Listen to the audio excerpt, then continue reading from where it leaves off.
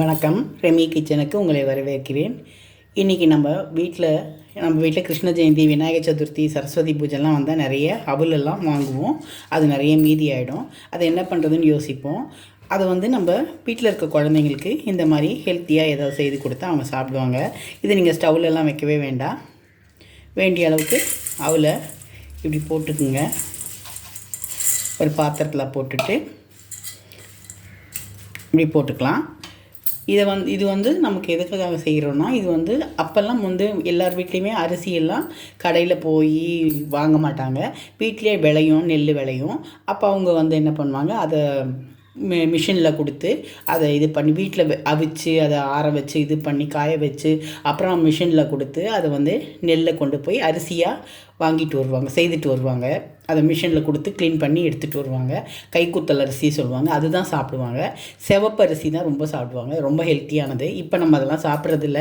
நமக்கு அரிசி எங்கே விளையுது, என்ன ஆகுது, எப்படி வருதுன்னே நமக்கு தெரியல. 6 மாதம் தான் அப்போல்லாம் பயிர்னு சொல்லுவாங்க. இப்போ இருக்க பயிரெல்லாம் 1.5 மாதம் 2 மாதத்துலேயே விளையுதுன்னு சொல்கிறாங்க. எல்லாம் மருந்து போட்டு செய்கிறாங்க. அப்போல்லாம் ஹெல்த்தியான நல்ல சாணம்லாம் போட்டு நல்ல உரம்லாம் போட்டு நல்ல ஹெல்த்தியான வகையில் தான் நமக்கு எல்லாம் செய்து கொடுத்தாங்க. அப்போ இருக்கிறத சாப்பிட்டவங்கெல்லாம் நல்லா ஹெல்த்தியாக இருந்தாங்க. எந்த நோய் நொடி இல்லாமல் நல்லா இருந்தாங்க. ஆயுள் ஜாஸ்தியாக இருந்தது, நோய் நொடி இல்லாமல் இருந்தாங்க. இப்போ நமக்கு எல்லாத்துலேயுமே கலப்படம், மாயம் கலந்தது தான் நம்ம சாப்பிட்றோம். அதனால நமக்கு நிறைய வியாதிகள், நிறைய பிரச்சனைகள் வருது உடம்புல. சின்ன குழந்தைங்களுக்கு கூட நிறைய பிரச்சனைகள் வருது. எதனால எல்லாத்துலேயுமே கலப்படம் பண்ணி கொடுக்குறாங்க. நம்மளும் தெரியாமல் சாப்பிட்றோம். வேறு எதுவும் கிடைக்கிறது இல்லை. நம்மள சொல்லி தப்பு இல்லை, கிடைக்கிறத சாப்பிட வேண்டியதாக இருக்குது. ஏன்னா இப்போத்த காலம் அப்படி இருக்குது. அதுக்காக அதை நான் ரொம்ப பேசிட்டு உங்களுக்கு போர் அடிக்கலை. பாருங்கள், இந்த மாதிரி அவல் இந்த மாதிரி போட்போம். சிவப்பு அவல் கிடச்சா பண்ணுங்கள், ரொம்ப நல்லாயிருக்கும். எனக்கு வெள்ளை தான் கிடச்சிது. அப்புறம் நல்ல ஒரு கிளாஸ் தண்ணியை இந்த மாதிரி கொதிக்க வச்சு அந்த அவலில் ஊற்றிடலாம். ஊற்றிட்டு அது நல்லா மெத்துனாயிடும். அதுக்காக இப்படி ஊற்றிடுவோம். ஊற்றிட்டு ஒரு 5 நிமிஷம் நீங்கள் அப்படியே கலந்து விட்டிங்கனாலே அது நல்லா சாஃப்டாகிடும். இப்படி கலந்து விட்டுப்போம். அப்போல்லாம் வீட்டில் யாராவது வந்தாங்கன்னா, கெஸ்ட்டு வந்தாங்கன்னா, குழந்தைங்க ஸ்கூல்லேருந்து வந்தால் இப்போ மாதிரி பீஸா, பர்கர், மிக்சர், முறுக்கு, ஸ்நாக்ஸ் இதெல்லாம் வாங்கி கொடுக்க மாட்டாங்க. வீட்டில் இருக்க பொருளை வச்சு இந்த மாதிரி அரிசி கைக்குத்தல் அரிசி மிஷினில் போயிட்டு அரிசியை மில்லில் போய் பண்ணி கொண்டு வரும்போது, நெல்லை கொண்டு போய் பண்ணிட்டு வரும்போதே கொஞ்சம் அவலும் அவங்க பண்ணி வச்சுப்பாங்களாம். அவல் இது எங்கள் அம்மா சொன்னது. அவலும் மாதிரி உடச்சி வச்சுப்பாங்களாம். திடீர்னு வந்தால் யாராக வந்தால் அவல் பாயசம், இல்லைனா அவல் உப்புமா, அப்புறம் அவலில் இந்த மாதிரி வெல்லம் போட்டு தேங்காய் போட்டு குழந்தைங்களுக்கு, பெரியவங்களுக்கு போர் அடிக்கும்போது ஈவினிங் ஸ்நாக்காக சாப்பிடுவாங்களாம்.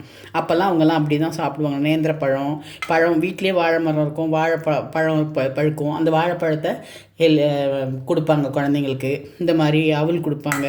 அரிசியில் வெல்லம் போட்டு உருண்டை கொடுப்பாங்க. இந்த மாதிரி ஹெல்த்தியாக தான் அப்போல்லாம் சாப்பிட்டாங்க. இப்போ இந்த மாதிரி ஸ்நாக்ஸ் சாப்பிட்றது இல்லை அப்போல்லாம். இப்போ எல்லாருமே கடைக்கு தான் நம்ம ஓடுறோம். பேக்கரியில் போய் என்ன கிடைக்குதோ, மிச்சர் கடையில் போய் என்ன கிடைக்குதோ அதுதான் சாப்பிட்றோம். நம்ம முடிஞ்ச அளவுக்கு எல்லாத்தையுமே நம்ம ஃபாலோ பண்ண முடியாது. முடிஞ்ச அளவுக்கு அவாய்ட் பண்ணலாம். சின்ன சில விஷயங்கள்லாம் நம்மளே வீட்டில் தயார் பண்ணி குழந்தைங்களுக்கு கொடுக்கலாம், நம்மளும் சாப்பிட்லாம்.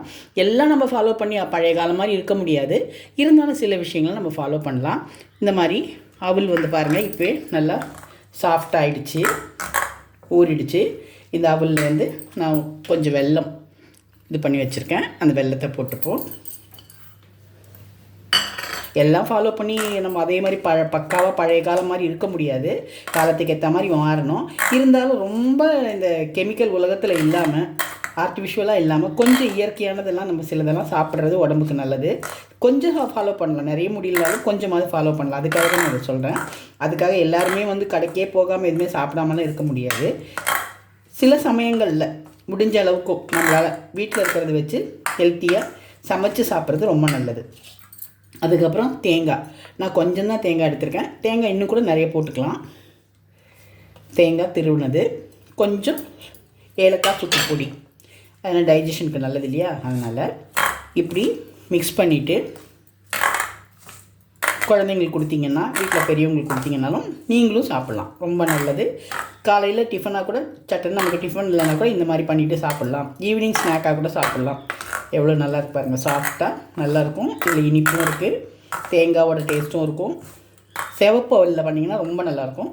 இது எனக்கு சிவப்பு அவல் கிடைக்கல.